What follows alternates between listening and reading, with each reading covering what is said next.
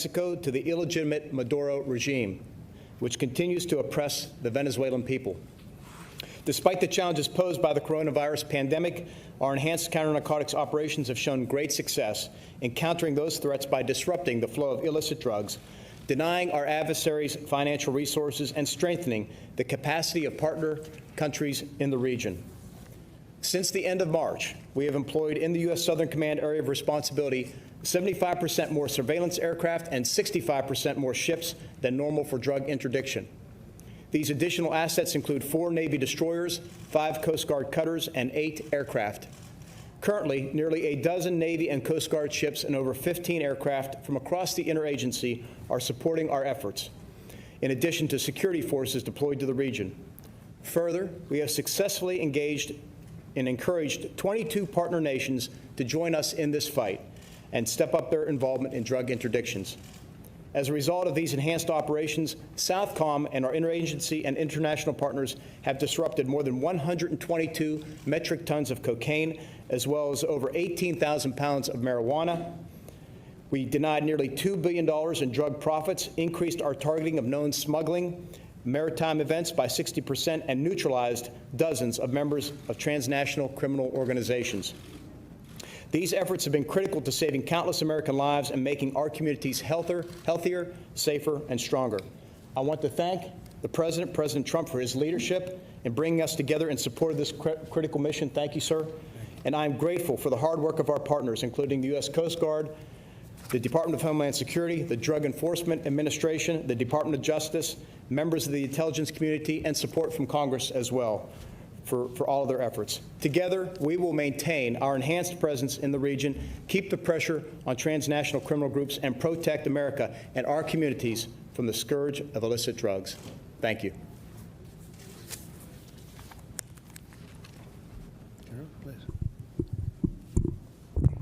Thank you, Edward. Thank you, sir.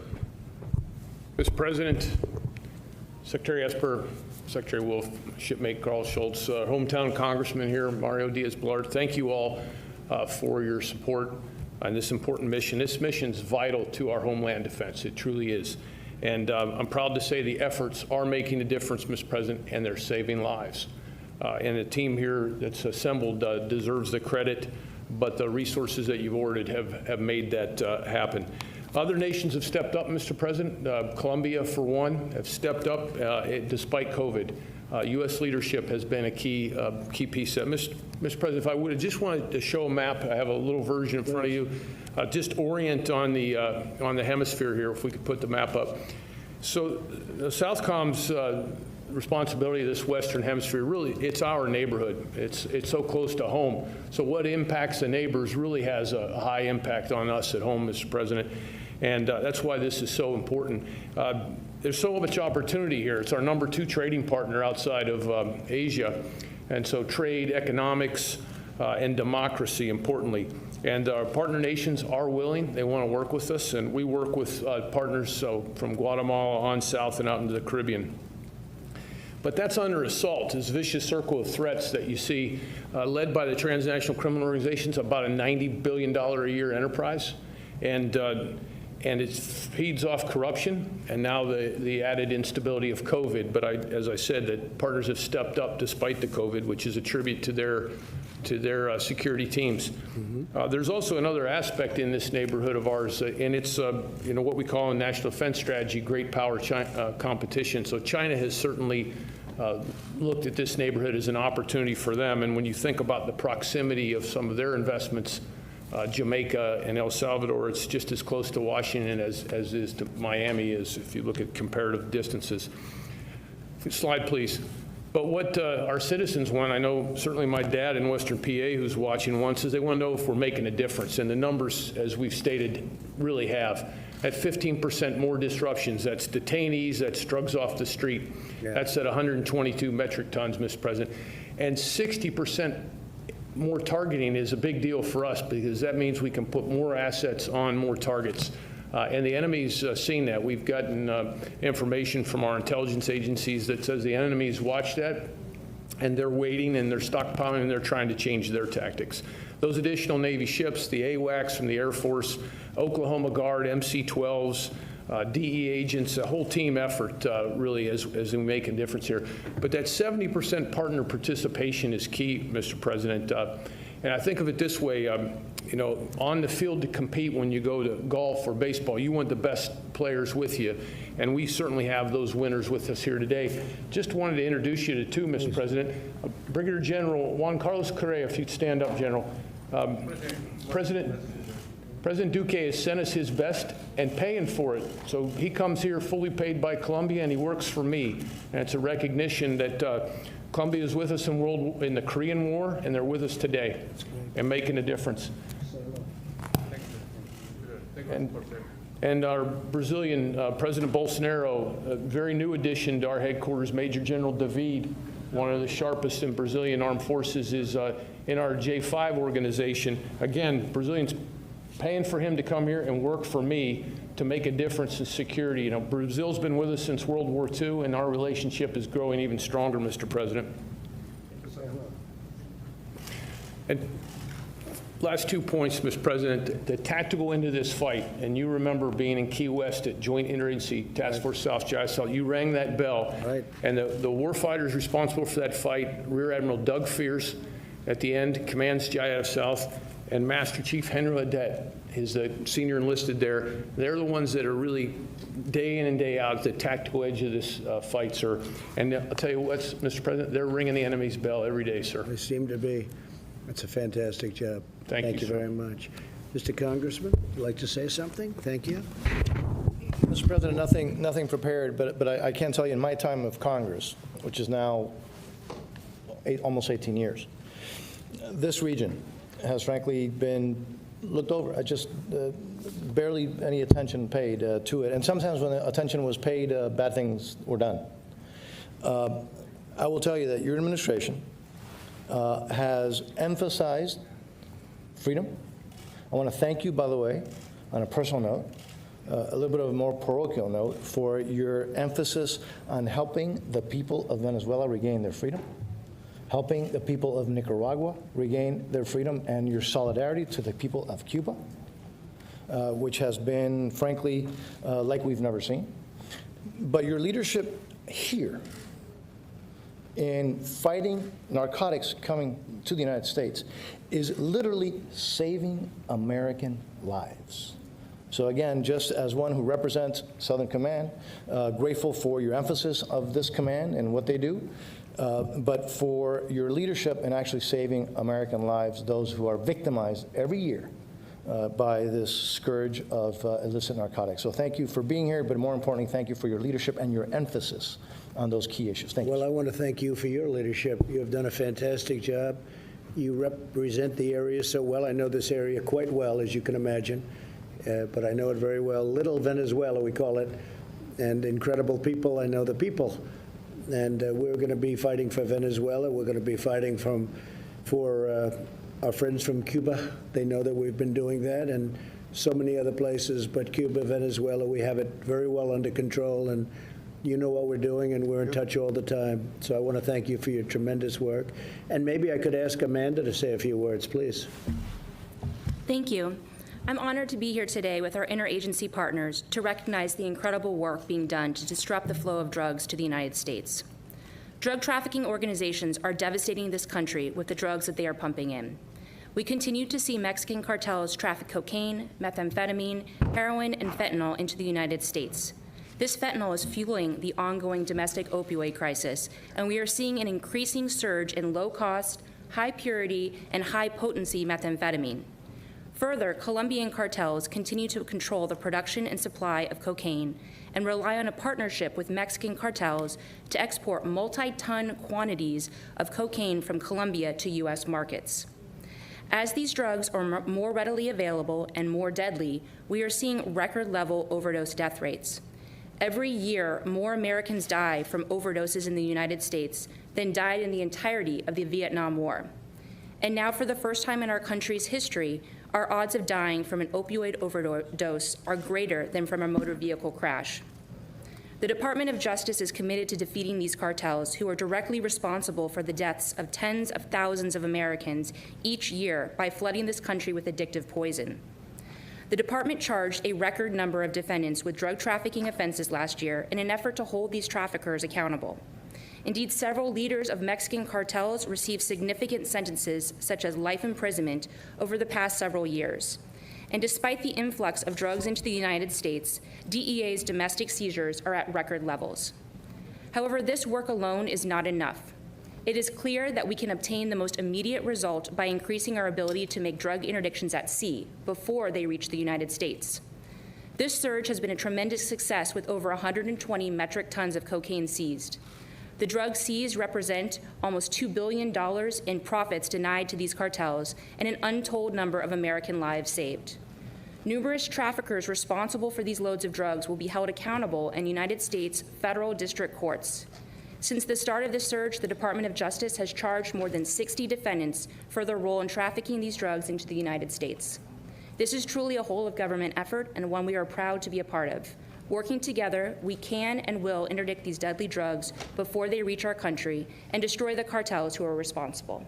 Thank you. Thank you, Amanda. Great job you're doing. Appreciate it. Thank you. Admiral, please. Mr. President, it's an honor to be here with you, and it's an honor to be back at SOUTHCOM. I had the privilege of serving. This is a great team, highly professional, doing tremendous things in the region. Sir, to the DHS team just starting, your Coast Guard's been in this game with our DHS partners, CBP, Air Marine, the Homeland Security Investigations Office.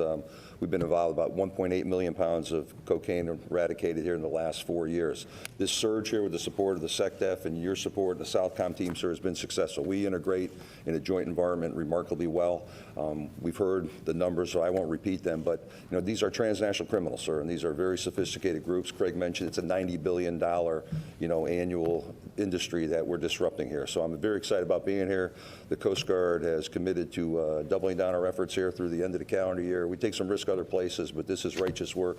The numbers on American streets, it's something north of 70,000 when you roll in the overdoses, you roll in the drug-related violence, you look at the corruption in the region, sir. This is important work for the nation. So thank you for your support, and I'm honored to be here. Thank you very much, Admiral. Appreciate it. Now, Chad Wolf, maybe you could also mention what's going on in Portland, because we sent you there recently. It was out of control. The locals couldn't handle it, and you people are handling it very nicely, so nicely that the press doesn't want to write about it. But why don't you tell them what you're doing in Portland, and also go into this, please. Well, thank you, Mr. President. I think what we see in Portland is really a smaller example of what we see around the country regarding some of the civil unrest and the attacks on law enforcement. And what you find in Portland is about 5.5 weeks of continued violence against a federal courthouse there that the Department of Homeland Security protects. We've had to send in additional individuals. We're making arrests. But there has been violence, there's been assaults on federal law enforcement officers, and it really just shouldn't occur. We should have more support of the local police there. But again, the Department of Homeland Security, along with the DOJ, FBI, and others, are surging resources, and we're starting to make a difference there. Yeah. How many have you arrested? I believe it's been close to a dozen thus far, and DOJ has charged almost as many as well. And I know you have it in very good control, but it's a pretty wild group, but you have it in very good control, so we appreciate it. Local law enforcement has been told not to do too much. It's not the way it's supposed to be, but that's okay. Right. Good job. You've really done a great job. Thank you. Go ahead, please. Well, for decades, let me just build on what the Commandant said. For decades, counter-drug operations have really been at the core of both the Coast Guard and the Department of Homeland Security's mission. Year after year, the Coast Guard has stood watch both in the Caribbean and the Eastern Pacific. And so with this operation, Mr. President, you have recognized the threat that illicit narcotics play in harming America. And while previous administrations have admired the problem, you're taking concrete actions with this operation. This effort is bringing the power of the United States military along with the department to bear on this problem, and we're having successes that we've talked about. What we've seen is the partnership. Again, DHS, not only the Coast Guard, CBP, air assets are flying constantly in the region as well, and we have ICE Homeland Security investigations helping DOJ, as we heard, prosecute. We are one team accomplished on a shared objective, and that's keeping the American people safe at the end of the day. Mr. President, I would say the men and women of the Coast Guard are unrivaled when it comes to sea-based drug interdiction. While it takes a whole government approach, from collecting intelligence to identifying targets, it's the brave men and women of the Coast Guard who continue to be at the tip of the spear. And whether it's from a Coast Guard cutter or a Navy ship, Coast Guardsmen every day are directly engaging narco traffickers and taking them down. So I wanted to make sure that you were absolutely clear on that front, and we certainly value the partnership that we're getting from DOD, SOUTHCOM, and others. And what we heard also is really at your direction. We're not only seeing targets at drug cartels, we're also seeing rogue nation states and politicians that support them. We talked about Department of Justice's recent indictment of Nicolas Maduro and 14 of his cronies that proved to the world that everyone involved in drug smuggling will be held accountable. And I really think that that sends an example to all, that whether, again, you're a drug cartel, you're a DTO, or you're a rogue nation state, we're coming after you. So again, thank you for your support. Thank you very much. And I think actions speak louder than words in this case. Thank you, Chad. And the wall is coming along very well. Chad is responsible for supervising that, along with the Army Corps of Engineers, who have been fantastic. And Mark Esper, that's been really one of your pet projects, and it's been going along. We're up to 250 miles, and that's real wall. That's a wall that you don't get through. It's tough stuff, and built to the highest standard, built to everything that Border Patrol wanted. They all sat down and they designed their perfect wall, and then we said, let's build it that way.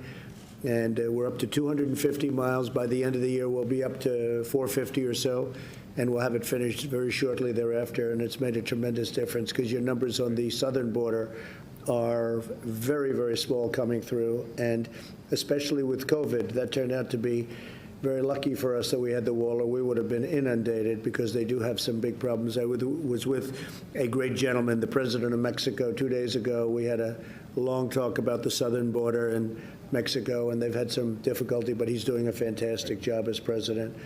But the wall is very exciting, and we'll have that opened relatively very shortly. And that was despite all odds, I would say, Mark, wouldn't you say? I was despite all odds. We had a certain party that was against it. They're not against it anymore. You know, in the end, they just raised their hand. They said, we don't want to take this on, because politically it turned out to be as good as we always knew. You know, two things never change: walls and wheels. Wheel will never change. You know, they were talking about technology. Technology is no good without the wall. And but it's something that I've heard for a long time. Two things you will never change in 1,000 years from now: a wheel and a wall. They work, and this wall has really been unbelievable the way it's worked. So great job, and let's get it finished. And tremendous numbers on the southern border. Very few people coming in. Appreciate it. And we've made a lot of legal changes too. Makes it a lot easier for you. Robert, please. Mr. President, thank you. I want to take folks back to April 1st as the COVID crisis was breaking and all attention was focused on it. The President had the foresight to launch an enhanced operations to disrupt the flow of dangerous drugs to the United States from narco-terrorists. Our adversaries believed that the United States would be distracted, but Mr. President, you weren't distracted, and I think you remember you sent Secretary Wolf and Admiral Schultz, Secretary Esper, Attorney General Barr, and me out to make the announcement on this operation. The traffickers used their funds for nefarious purposes, among them to finance the regime of Nicolas Maduro, the illegitimate regime in Venezuela. And for years, Venezuela has flooded the United States with cocaine. It poisons our communities, and it fuels a dangerous epidemic of addiction that threatens the safety and security of all Americans. The situation in Venezuela has gotten so bad that earlier this week, Admiral Fowler called the Venezuela a paradise for drug traffickers who enjoy the support and cooperation of the Maduro regime and his allies. Now, to crack down on the traffickers, President Trump deployed additional ships, aircraft, security forces that you've heard about. But the other thing that he did, which is less focused on, is he rallied our 22-nation coalition partnership to help in this effort to interdict drugs. So that fight includes, as you've heard, Colombia, Ecuador, Honduras, El Salvador. On the flight down from Air Force One, Mr. President, I told you I was on the phone with my counterpart in the Netherlands, the Dutch National Security Advisor. They've been part of this coalition fight, and they're very proud to be partnered up with Customs and Border Patrol, DEA, the Coast Guard, our military, working in the Caribbean and the Eastern Pacific, where we've all had a huge effect. In addition to this operation, the Colombian-led Operation Orion 5, in partnership with the United States, has disrupted or seized approximately 50 additional metric tons of cocaine that would have otherwise come into our country, Mr. President. So President Trump has been resolute in his commitment to protecting the American people from the scourge of narco-terrorists and traffickers. Our military deployments in the Caribbean and in the Eastern Pacific will endure. Those profiting from illicit drugs and the destruction of our communities will be brought to justice. The United States will continue its maximum pressure campaign on the Maduro regime, which has a criminal hold over Venezuela.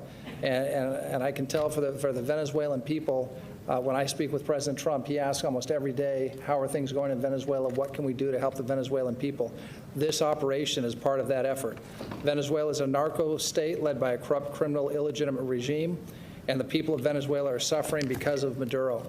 Mr. President, you've been committed to cutting off his financial lifelines, identifying ways to continue to support the Venezuelan people and ensure the unfettered flow of humanitarian aid to those same people that are suffering.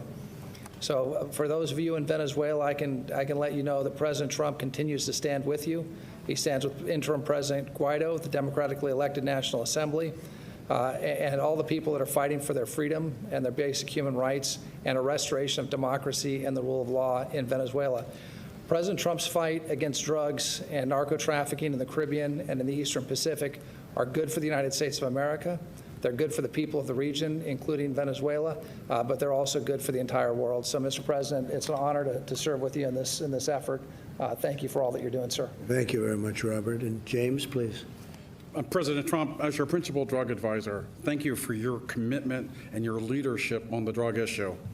I echo your thanks to the men and women who wear a uniform, whether it's the military or whether it's our state and local law enforcement partners who are stopping these deadly drugs from entering our country and thus saving American lives.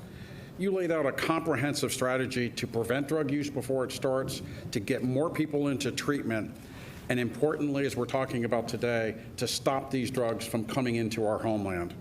At your direction, we've implemented a whole government approach. We've made record investments, and we're taking real action, which meant you have received, and more importantly, the American people have received real progress.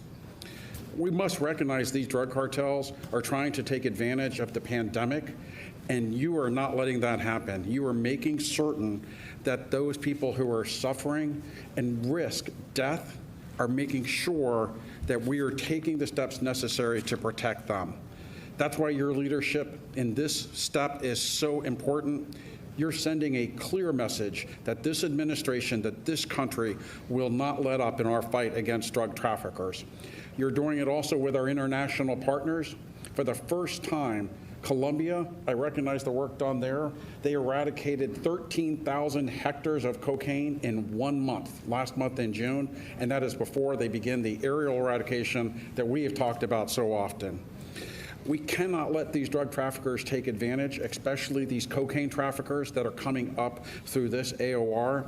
The surge operations are effective, and they're going to continue, and we are going to take the fight to these drug traffickers.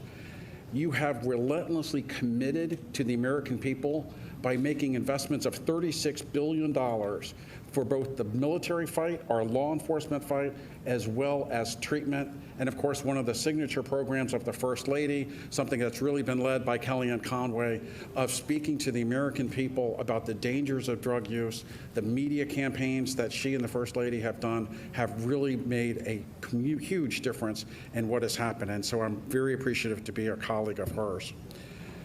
We rely on Admiral Fowler, Admiral Schultz, Admiral Fears, and Master Chief Audette as the ones who are out there actually taking the risks, taking the dangers for the American people. We appreciate what you all are doing, and we urge you to continue to be relentless. Thank you. Thank you very much. And Douglas and Henry, if you'd like to say something, go ahead.